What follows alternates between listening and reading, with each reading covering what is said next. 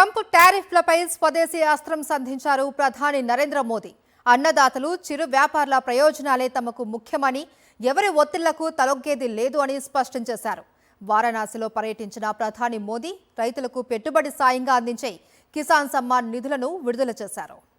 భారత ఆర్థిక వ్యవస్థపై అమెరికా అధ్యక్షుడు డొనాల్డ్ ట్రంప్ చేసిన వ్యాఖ్యలకు ప్రధాని మోదీ గట్టి కౌంటర్ ఇచ్చారు.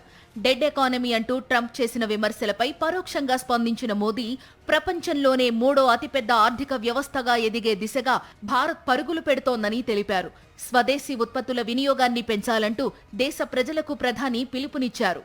ఉత్తరప్రదేశ్లోని సొంత పార్లమెంటు నియోజకవర్గం వారణాసిలో పర్యటించిన ప్రధాని నరేంద్ర మోదీ 2200 కోట్ల విలువైన ప్రాజెక్టులకు శంకుస్థాపనలు, ప్రారంభోత్సవాలు చేశారు.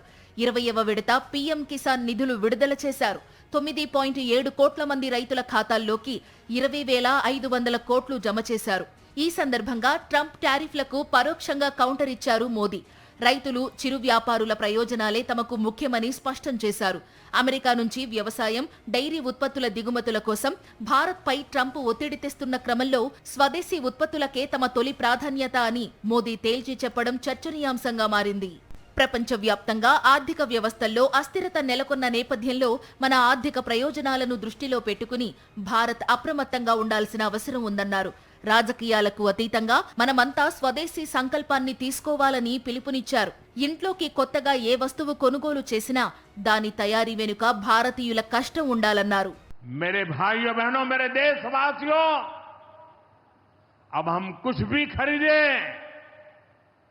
तो एक ही तराजू होना चाहिए.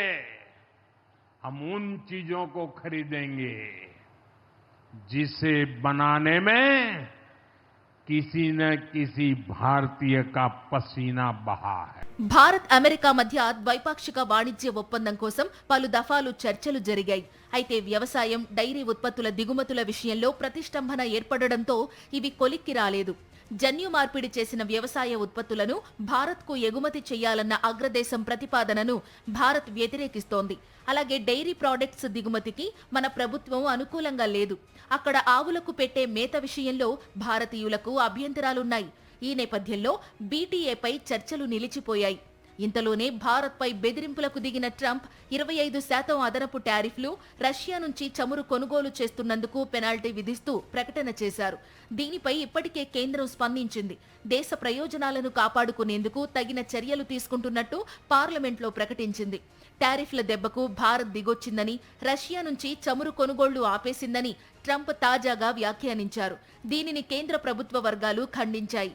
భారత ఆయిల్ సంస్థలు రష్యా సరఫరాదారుల నుంచి కొనుగోళ్లు కొనసాగిస్తున్నాయని క్లారిటీ ఇచ్చాయి.